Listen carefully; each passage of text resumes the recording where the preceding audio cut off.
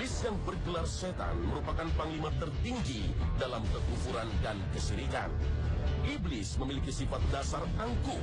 Hobinya menyesatkan dan menjerumuskan manusia. Cita-cita utamanya, semua manusia masuk neraka. Dia mengemban misi sejak kelahiran Adam alaihissalam hingga hari kiamat. Karena Allah Ta'ala memberi tangguh kematian kepada iblis. Tak ada keterangan baik dari Al-Quran maupun hadis di manakah markas iblis berada. Sedangkan keturunan iblis dari bangsa jin ini hidup bermasyarakat sebagaimana manusia. Mereka juga terdiri dari jenis kelamin laki-laki dan perempuan, kemudian melahirkan banyak keturunan.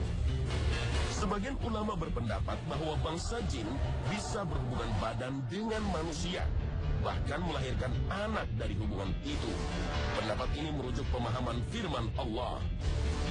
Dan berserikatlah dengan mereka pada harta dan anak-anak serta berjanjilah mereka. Tidak ada yang dijanjikan oleh setan kepada mereka, melainkan tipuan belaka. Al-Quran Surah Al-Isra ayat 64. Dipertegas lagi dengan doa yang diajarkan oleh Rasulullah sebelum berhubungan suami istri. Allahumma jannibna syaitan wa jannibi syaitan amma razaqtana.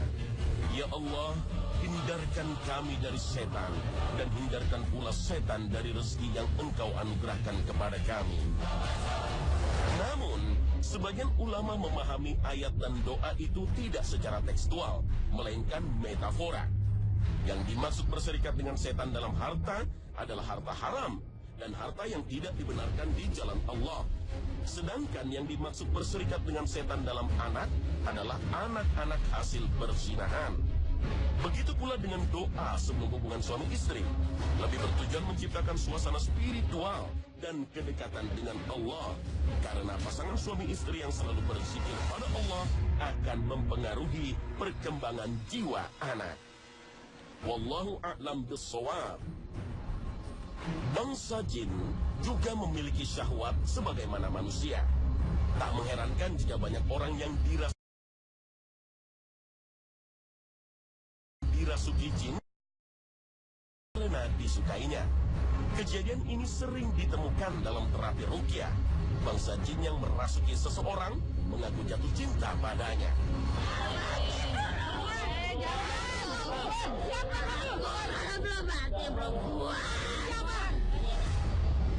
Banyak orang yang sering terhalang atau enggan untuk menikah ternyata diganggu oleh jin.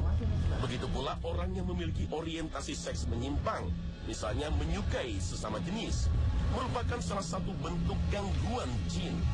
Suka atau tidak suka, itulah langkah-langkah jin.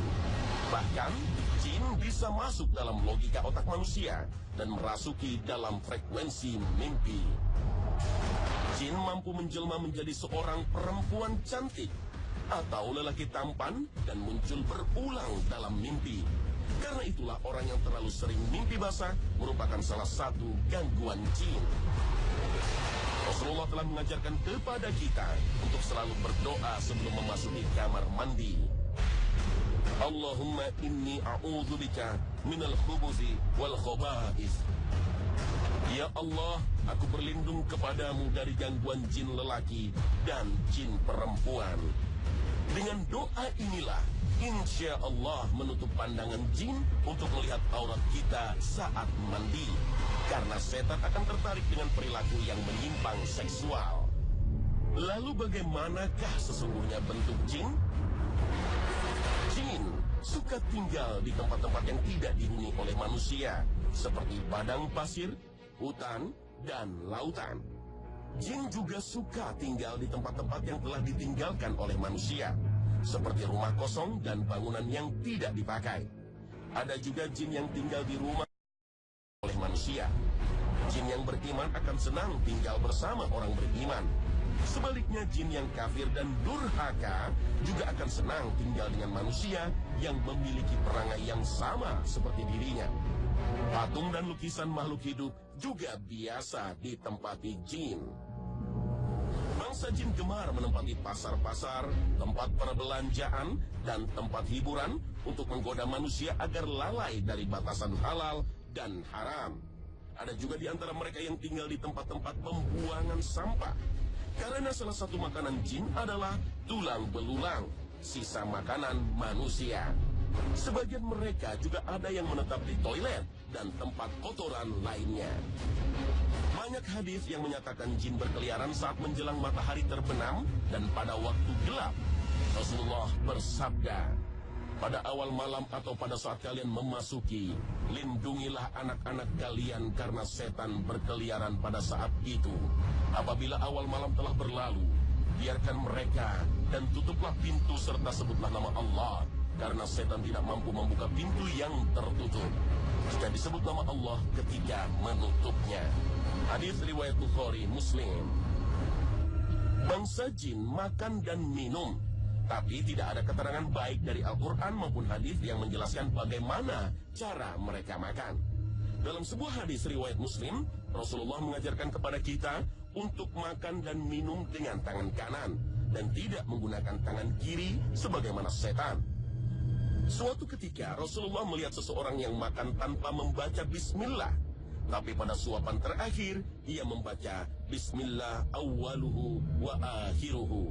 Maka Rasulullah tertawa dan bersabda, setan tadinya terus makan bersama dia.